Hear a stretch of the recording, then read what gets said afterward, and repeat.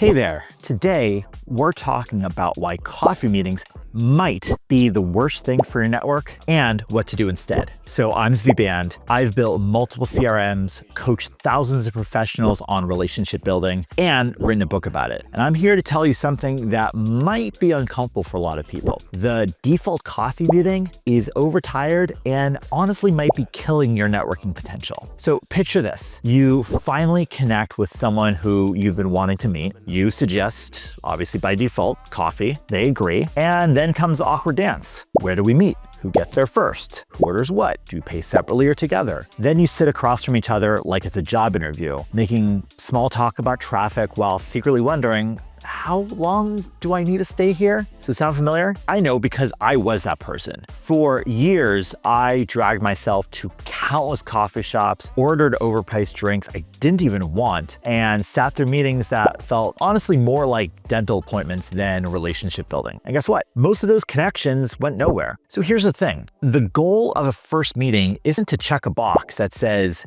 met with person X. The goal is to establish real rapport and trust. And sometimes sitting awkwardly across a tiny table might be the worst possible environment for that. I want you to think about your most meaningful relationships. Did they form while staring at each other across a coffee table? Or did they develop while you were actually doing something together? Side-by-side activities can create much stronger bonds than face-to-face interrogations. This is basic psychology. We connect better when we're engaging in shared experiences. So what's the alternative? Pretty much anything else, but let's actually give some options I've tried that work incredibly well. You can suggest a walk instead. Hey Sarah, instead of meeting inside, would you be up for taking a walk while we chat? There's a nice path near my office. Movement creates energy and removes the awkward staring contest element. Plus, walking side by side makes conversation flow naturally. I've had breakthroughs on walks that never would have happened sitting down. You could invite them to something you're already doing. Hey Mark, I'm going to check out that new exhibit on Thursday anyways. Want to join and we can catch up there? This shows that you have a life and creates a shared experience instead of an agenda item. This was actually my favorite.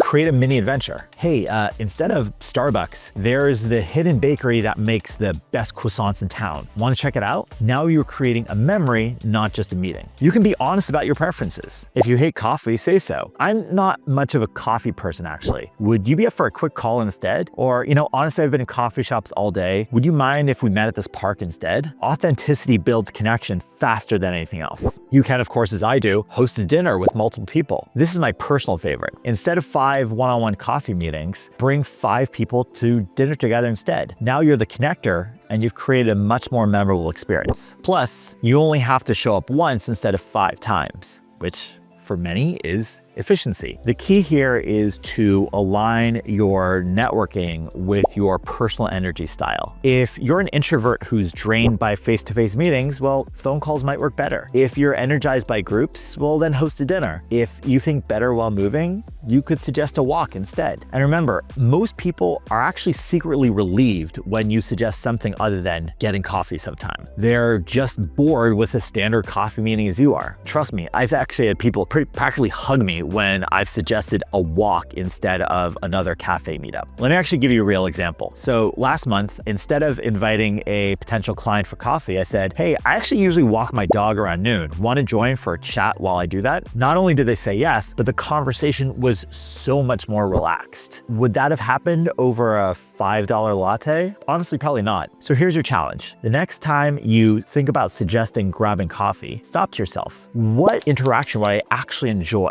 What interaction would create a better connection? Then suggest that instead. Because at the end of the day, authentic connection happens when you're being your real self, not when you're following some networking script that makes everyone miserable. Ditch the coffee meeting, your network, and your caffeine budget. Well, thank you.